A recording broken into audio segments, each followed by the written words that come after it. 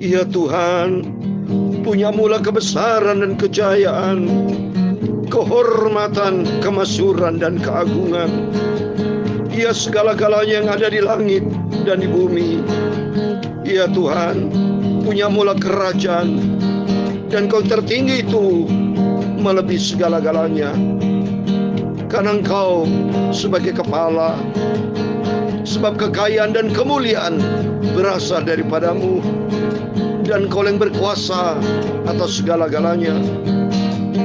Dalam tangan-Mu lah kekuatan dan kejayaan. Dalam tangan-Mu lah kuasa membesarkan dan mengukuhkan atas segala-galanya.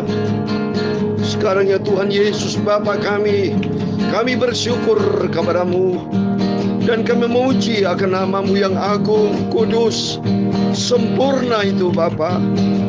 Terima kasih buat kasih-Mu. Terima kasih buat pemeliharaan Tuhan. Terima kasih buat segala-galanya. Dan nomor satu, kami berterima kasih atas keselamatan yang Kau sudah berikan dalam hidup kami. Terima kasih Bapa. Biar kami senantiasa hidup di dalam kasih-Mu. Jadikan kami satu, sebab kami dalam milik-Mu Tuhan. Jadikan kami satu, haleluya, oleh Roh-Mu Tuhan. Amin, haleluya.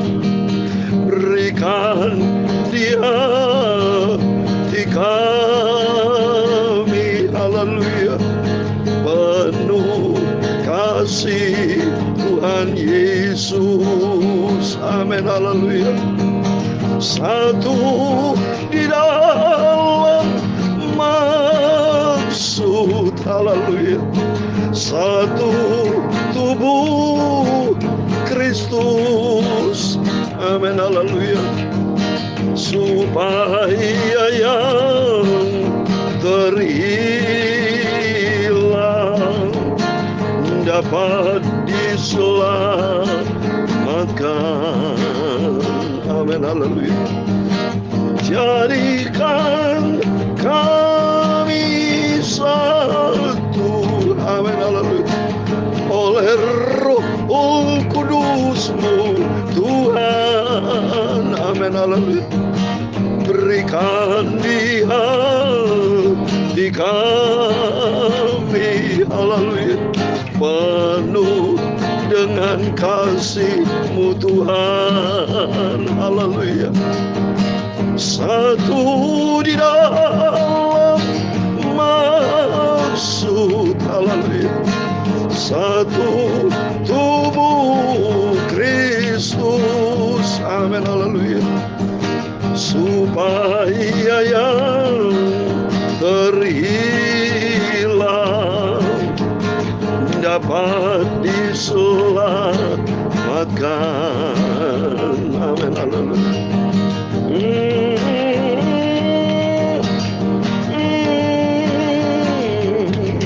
Dalam Yohanes pasal 17 ayat 21, doa Tuhan Yesus supaya mereka semua menjadi satu, sama seperti Engkau ya Bapa di dalam aku dan aku di dalam Engkau, agar mereka juga di dalam kita, supaya dunia percaya bahwa Engkaulah yang telah mengutus aku, dan aku telah memberikan kepada mereka kemuliaan yang Kau berikan kepadaku, supaya mereka menjadi satu, sama seperti kita adalah satu.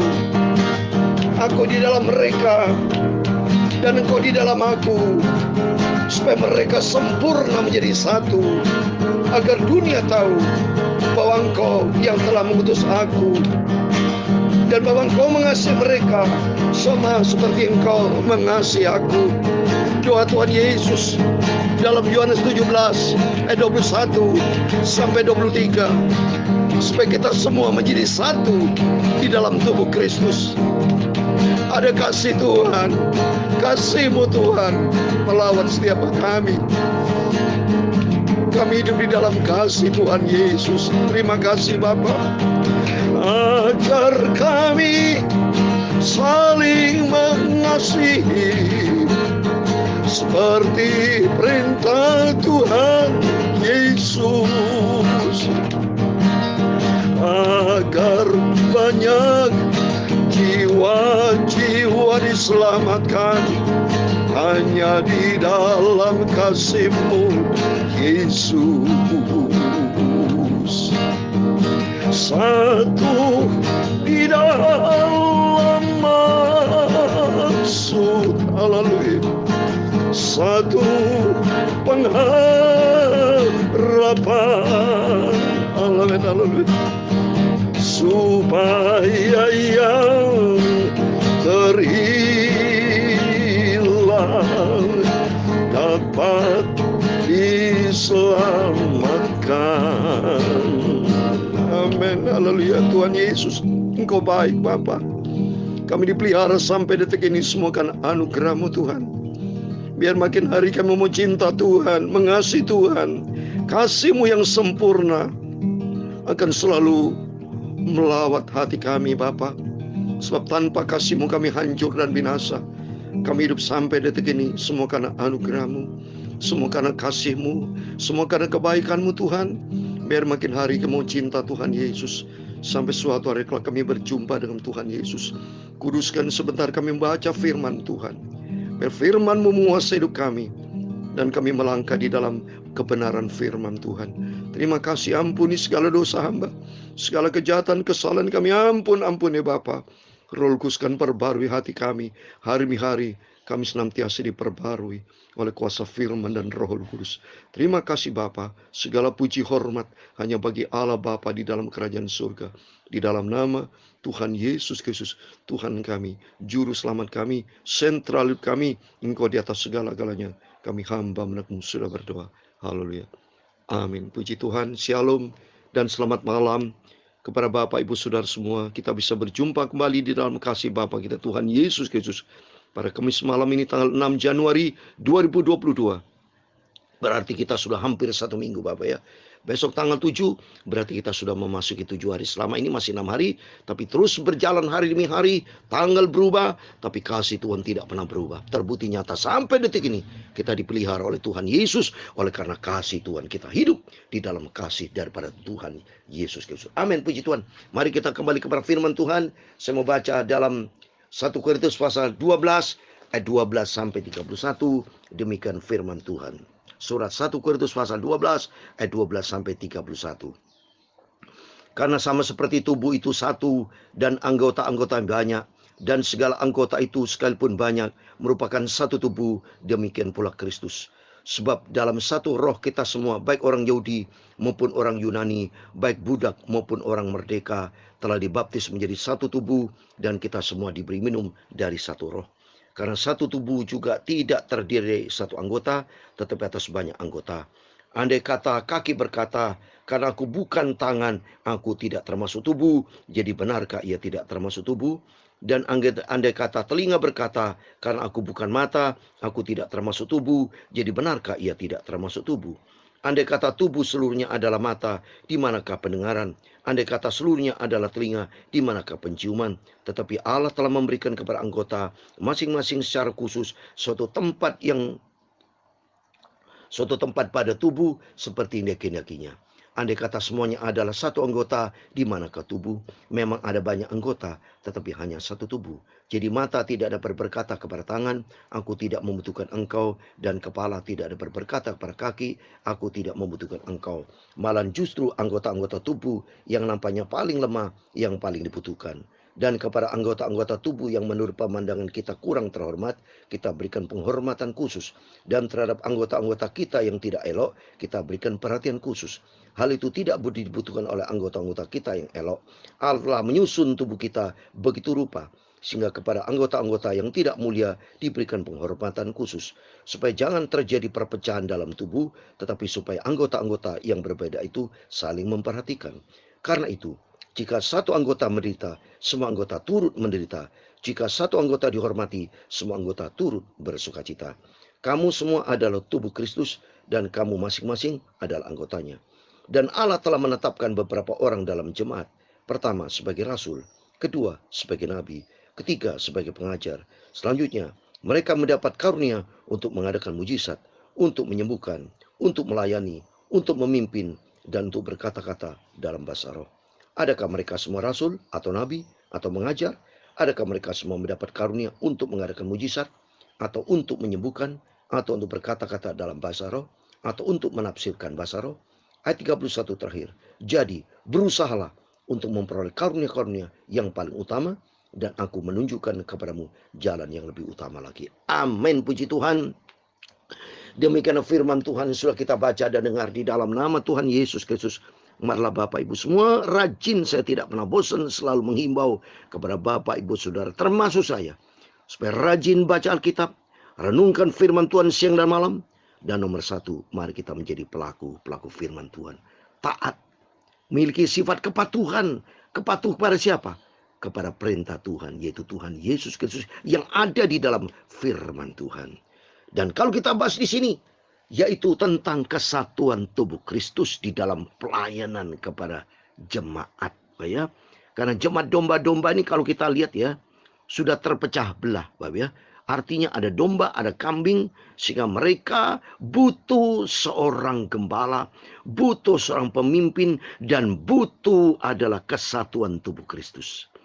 Dan menjadi seorang pemimpin gembala, memang kata firman Tuhan di ayat 28, dan Allah telah menetapkan beberapa orang dalam jemaat, ya, ini dalam pelayanan jemaat ya.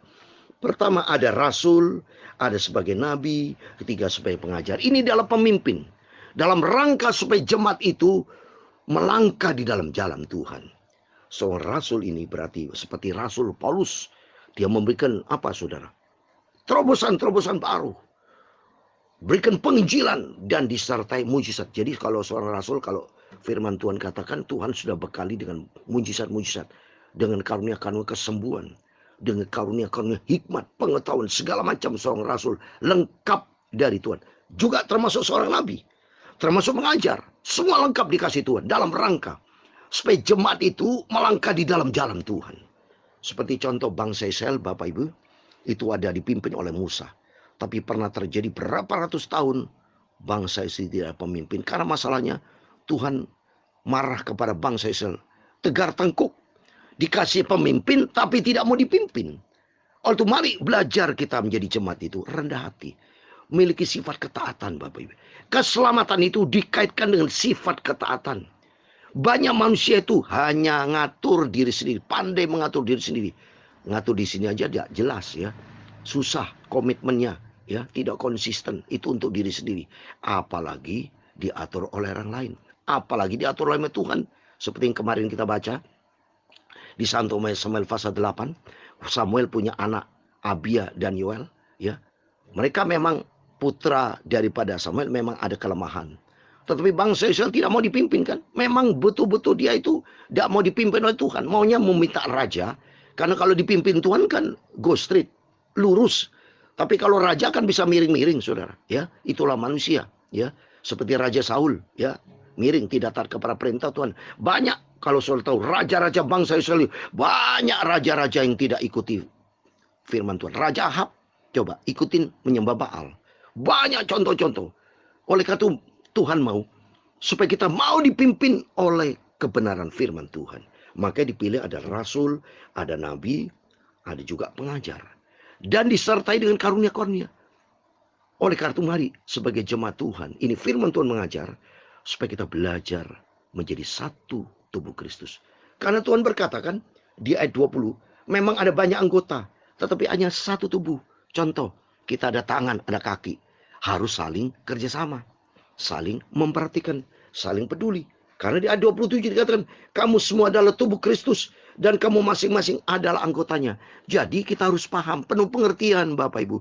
Jangan ada gontok-gontokan, jangan ada timbul perpecahan. Kenapa Rasul Paulus di surat Korintus nih menulis ini?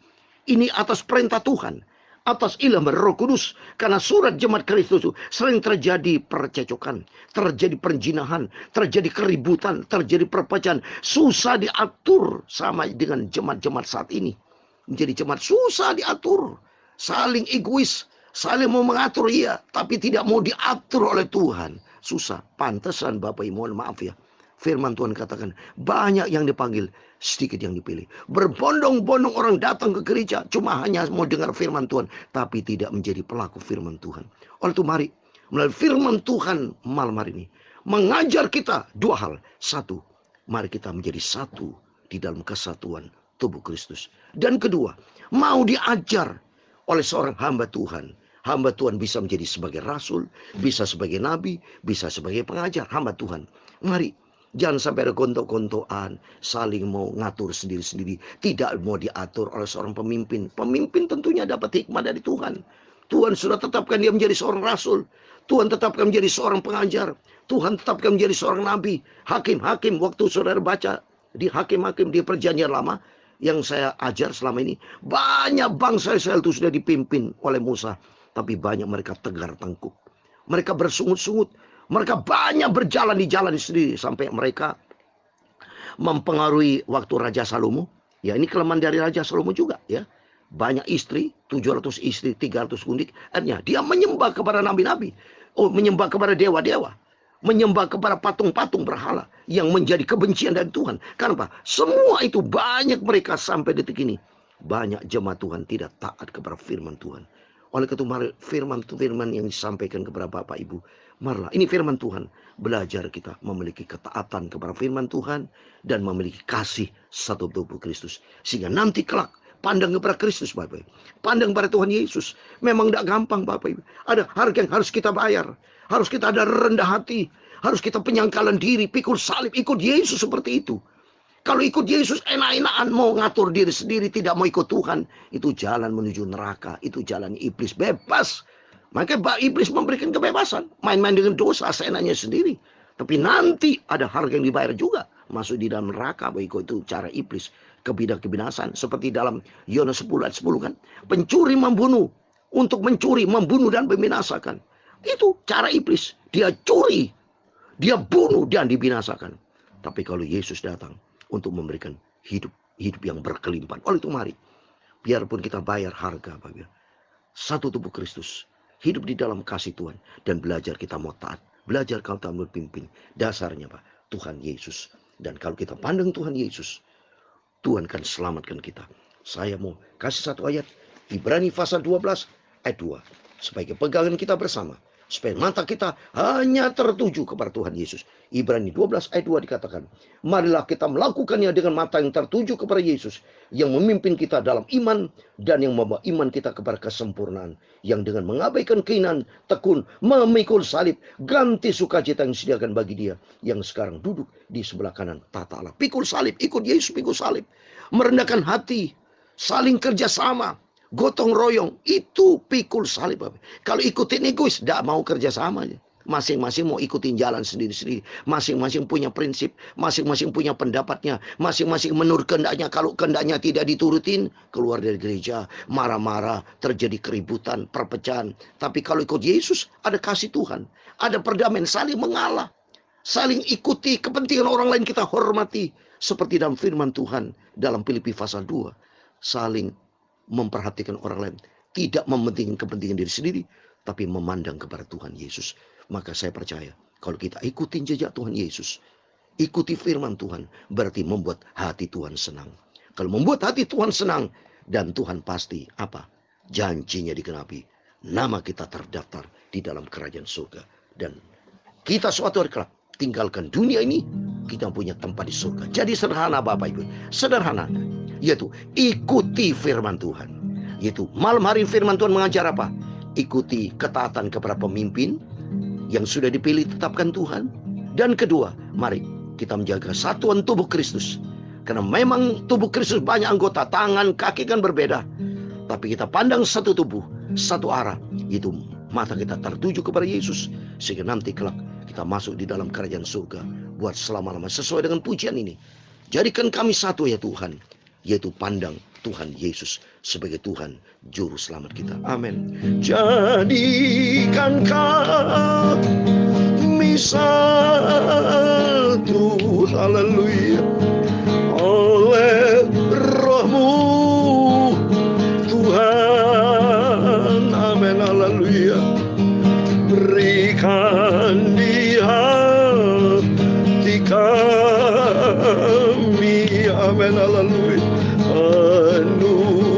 kecintaan. Amin, haleluya. Satu di dalam maksud dan tujuan, haleluya.